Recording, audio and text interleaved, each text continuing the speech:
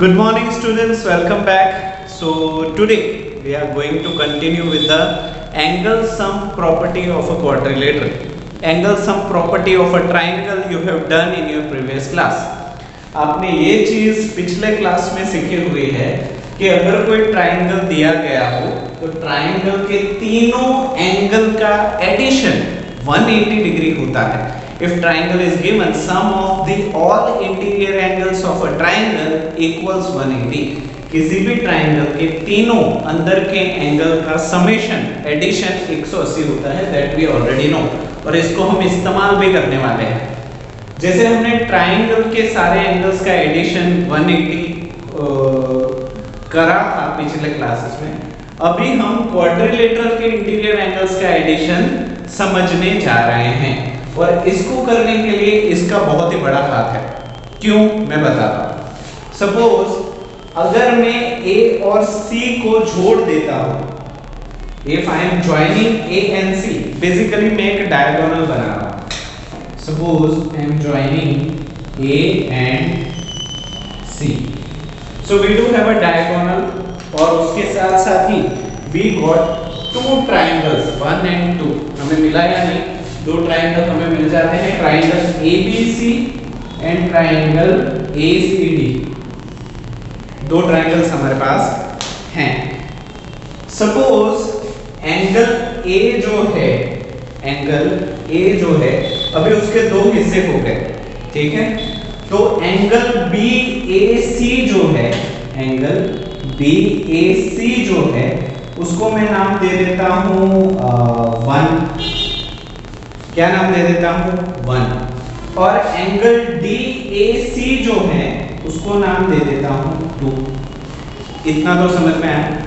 Angle A को हमने तोड़ दिया, ठीक है, डायगोनल की मदद से. तो अभी ये एंगल दो हिस्सों में बट गया.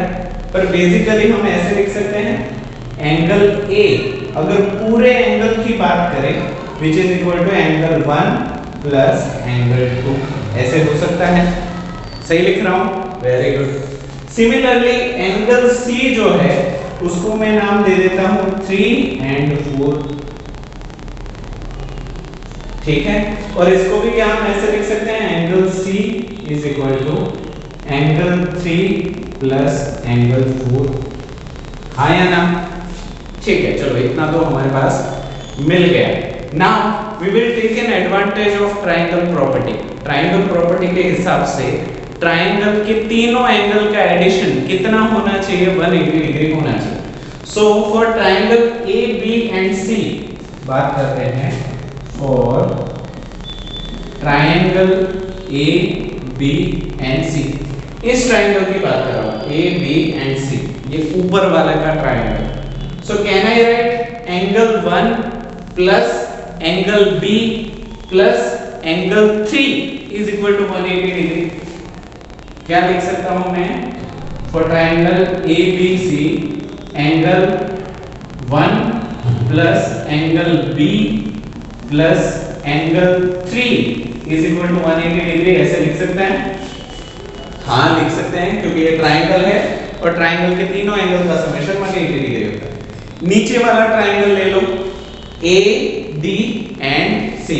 तो यहाँ पे क्या लिखेंगे? For triangle A, D and C, what we can write? देखो A, D और C की बात करो तो 2D और 4, तो मैं क्या लिखूं? Angle 2 plus angle D plus angle 4 is equal to 180 degree. इसको दे दो इक्वेशन 1, इसको दे दो इक्वेशन 2. इतना समझ में आया? ठीक है. अभी मुझे क्वाड्रिलेटरल के एंगल्स चाहिए, मुझे ये अंदर वाले नहीं चाहिए. तो quadrilateral is equal to both the triangles. Quadrilateral दो ट्राइंगल से मिलके बना है, हाँ या ना? तो ये दोनों ट्राइंगल के equation if I add, can I get a quadrilateral? Of course I can get. So what I am doing, add equation 1 and 2. Let us add equation 1 and 2. मैं चाहता हूं कि इक्वेशन 1 और 2 को मैं ऐड करूं. तो ये एडिशन कैसे होगा? लेफ्ट लेफ्ट साइड वाला लेफ्ट साइड ही रहेगा, राइट साइड वाला राइट साइड ही रहेगा। So suppose 1 plus b plus 3 plus 2 plus d plus 4. So what can I write? Angle 1 plus angle b plus angle 3 plus angle 2 plus angle d plus angle 4 is equal to 180 plus 180. 18 2s are 36. So here we will get 360 degree. इतना हो गया। Now हमें थोड़ा सा arrangement करना है। 1 and 2 together we have to put, 3 and 4 together we have to put। तो हम क्या करेंगे, 1 और 2 को साथ में लिख लेंगे। तो can I write angle 1 plus angle 2 साथ में, इन दोनों को मैंने साथ में लाया।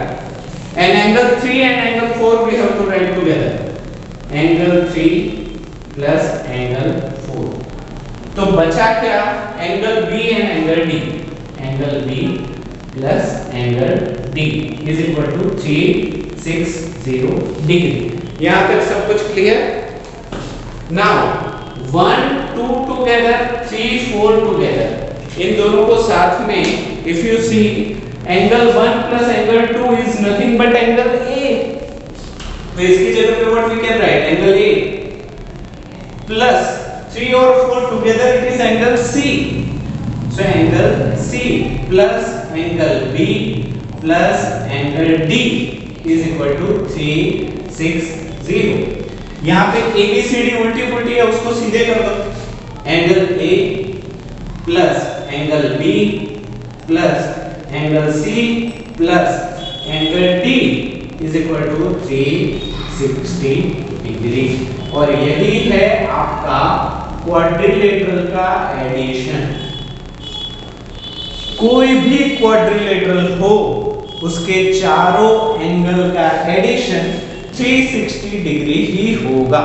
इसी को बोलते हैं angle sum property of a quadrilateral, और इसको साबित भी इसी तरीके से किया जाता है। और ये proof they can ask in a exam, ये प्रूफ एग्जाम में पूछा जा सकता है। So if you wish, you can write in a notebook. Okay? So now we are going for a last topic of this chapter. If you wish, you can pause and you can write. Okay. So last topic of this chapter, quadrilateral, is types of quadrilaterals. आप बोलोगे sir अभी तो आपने दो types पढ़ा है quadrilateral के, convex and concave. तब तो आपने बोला कि दो ही हैं, वो दो ही है क्वाड्रिलेटरल के। ये सारे टाइप्स हैं कॉन्वेक्स क्वाड्रिलेटरल्स के। किसके? अगर आप चाहो तो आप ऐड कर सकते हो types of convex. Convex quadrilateral के भी बहुत सारे टाइप्स हैं, वो थे क्वाड्रिलेटरल के, कॉन्वेक्स एंड कॉनकेव। अभी कॉन्वेक्स के अंदर इतने ज्यादा टाइप्स आते हैं, एक एक करके सारे मैं समझाऊंगा, डोंट वरी, बहुत ही इजी है। फर्स्ट इज रेक्टेंगल, जो आप बचपन से पढ़ते आ रहे हो। It is a rectangle. First figure, rectangle, you know that कि opposite sides are equal.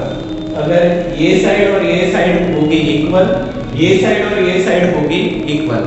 उसके साथ ही साथ you also know that opposite sides are parallel. Parallel का मतलब होता है ऐसी दो लाइन जो एक दूसरे को कभी टच नहीं करेगी।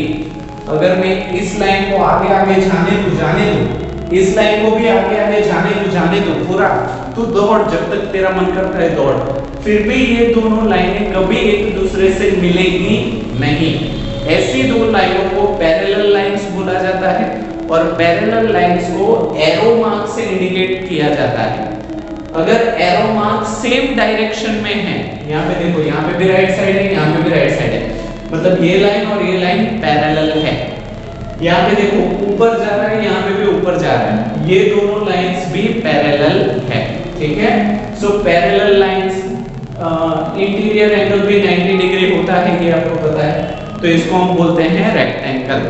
सेकंड, स्क्वायर, सारी चारों के चारों साइड सेम, उसके साथ साथ ऑपोजिट साइड्स आर पैरेलल। देखो यहाँ पे भी राइट साइड, ऊपर साइड, उसको दिखाते हैं पैरेलल। और यहाँ पे आप डबल लाइन देख रहे हो, उसका मतलब है all four sides are equal. यहाँ पे देखो, यहाँ पे डबल लाइन है, यहाँ पे सर्कल है, मतलब ये वाली और ये वाली सेम है और ये वाली और ये वाली सेम है डायमेंशन में, नापने में, ठीक है। तो square is also quadrilateral. Parallelogram, third figure, ध्यान से देखो, ऑपोजिट साइड्स आर पैरेलल, ये इससे पैरेलल है, ये इससे पैरेलल है, उसके साथ साथ opposite sides are equal also.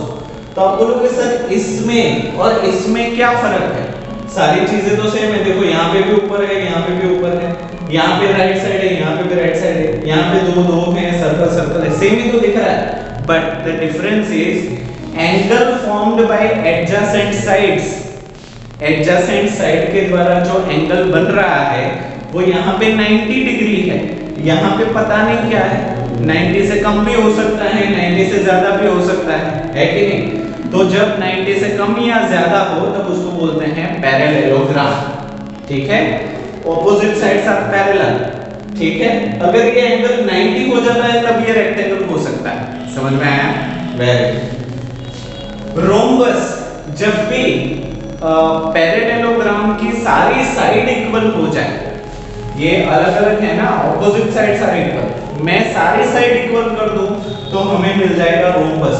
तो रोम्बस की डेफिनेशन क्या हम बोलेंगे? All sides are equal and opposite sides are parallel, such a closed quadrilateral is known as a rhombus.